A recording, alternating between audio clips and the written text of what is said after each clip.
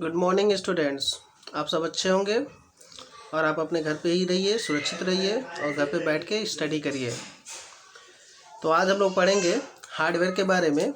जैसा कि आप सबको पहले की क्लासेस में पता है कि मेमोरीज़ के बारे में कुछ पढ़ा गया, फिर मेमोरी यूनिट्स के बारे में पढ़ा गया। आज हम लोग पढ़ेंगे हार्डवेयर्स के बारे में।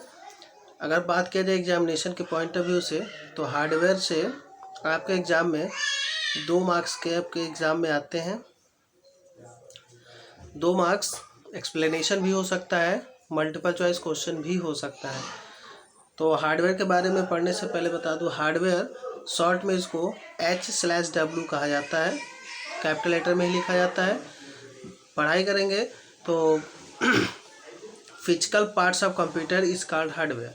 फिजिकल पार्ट्स मतलब कि कंप्यूटर के जो पार्ट्स को हम फिजिकली देख सकते हैं।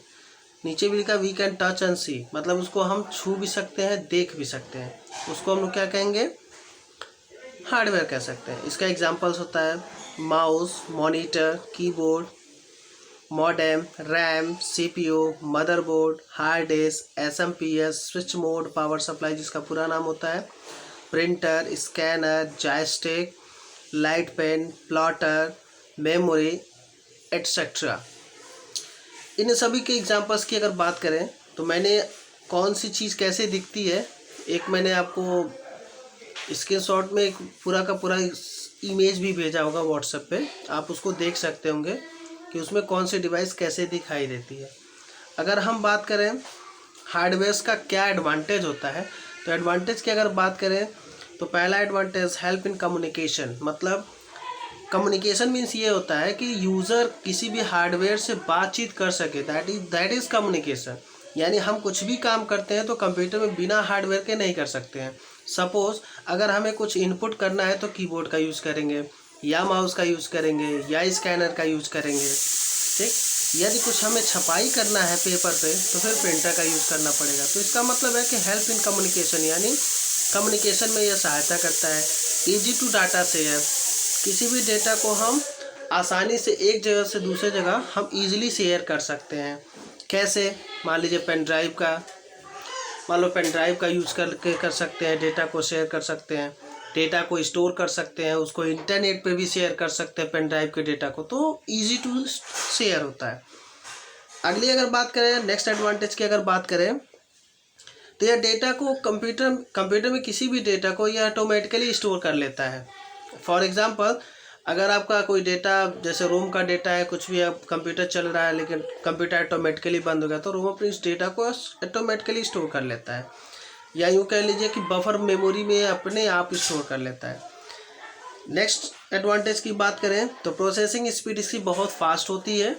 प्रोसेसिंग स्पीड मतलब ये है कि जैसे इंसान की अगर स्पीड की बात करें तो अगर इंसान से पूछा जाए 2 × 2 कितना होता है तो बोलेगा 4, 4 2 जा कितना होता है तो 8, 8 2 जा कितना होता है तो 16, 16 2 जा कितना होता है 32, 32 2 जा कितना होता है 64, 64 2 जा कितना होता है तो यहाँ पर 128, 128 2 जा कितना होता है, तो फिर उसकी स्पीड धीरे धीरे यहाँ पर स्लो होती जाएगी।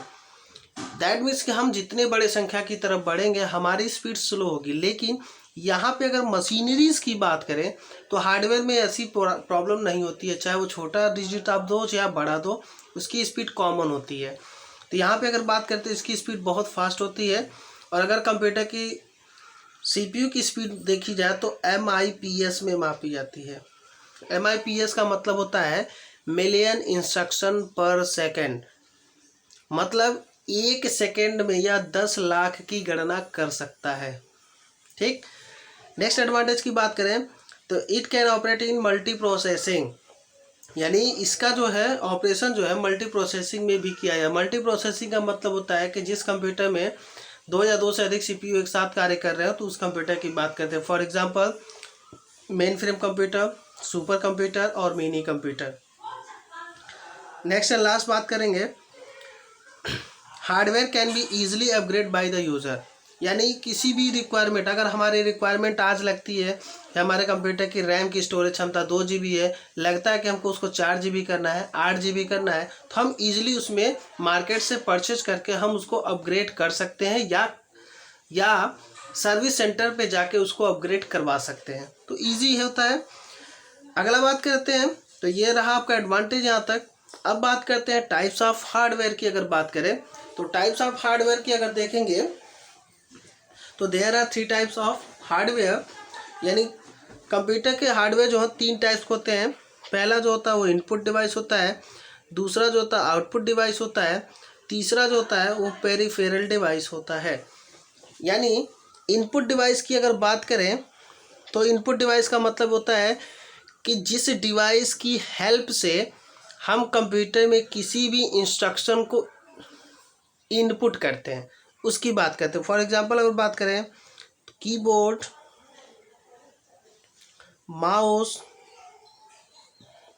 Joystick, scanner, light pen,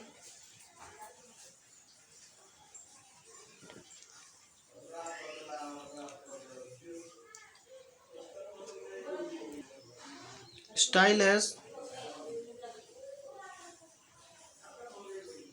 track ball,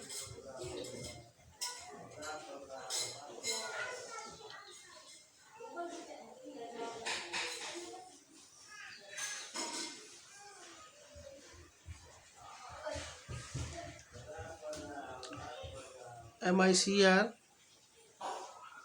etcetera. ये सभी जो हैं इनपुट डिवाइस के उदाहरण हैं।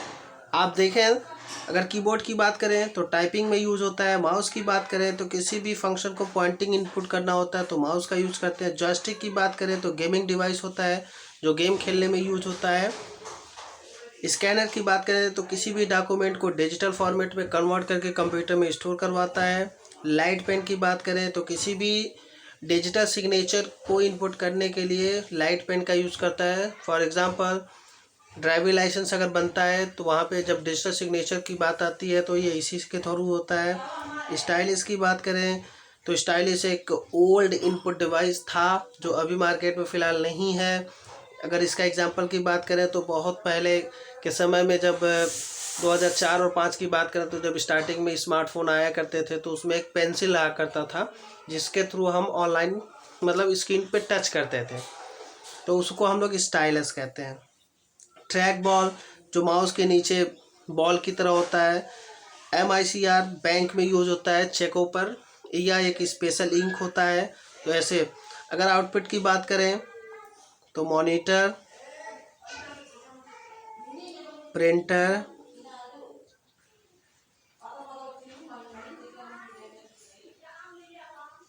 प्लॉटर,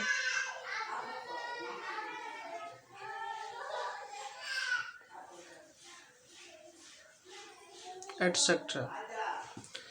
मॉनिटर आपको सबसे पहले पता होगा कि कंप्यूटर स्क्रीन पे जो जिस पे हम डेटा देखते हैं उसको मॉनिटर कहते हैं। तो मॉनिटर इस पे होता है। प्रिंटर किसी भी डेटा को पेपर पे छापने के लिए प्रिंटर का यूज़ करते हैं। प्लॉटर एक बड़ा प्रिंटर होता है जिसका यूज़ पेपर पे ना छापना, किसी अन्य मटेरियल पे छपाई करनी हो, प्लास्टिक, फाइबर इत्यादि पर, तो प्लॉटर का यूज़ कर सकते हैं। लास्ट बात करते हैं पेरिफेरल डिवाइस की। तो पेरिफेरल डिवाइस की अगर बात करें तो पेरिफेरल डिवाइस का मतलब ये होता है कि कंप्यूटर के वे सभी डिवाइस जो इनपुट, आउटपुट तथा स्टोरेज का कार्य कर सकते हैं उसे पेरिफेरल डिवाइस कह सकते हैं।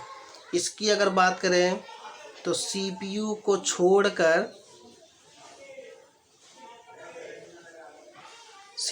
छोड़कर कंप्यूटर में आपने जितनी भी डिवाइसेस के बारे में नाम सुना होगा वो सभी पेरिफेरल डिवाइस हो सकते हैं। फॉर एग्जांपल ये दोनों हो सकता है, साथ में मेमोरी भी हो सकती है।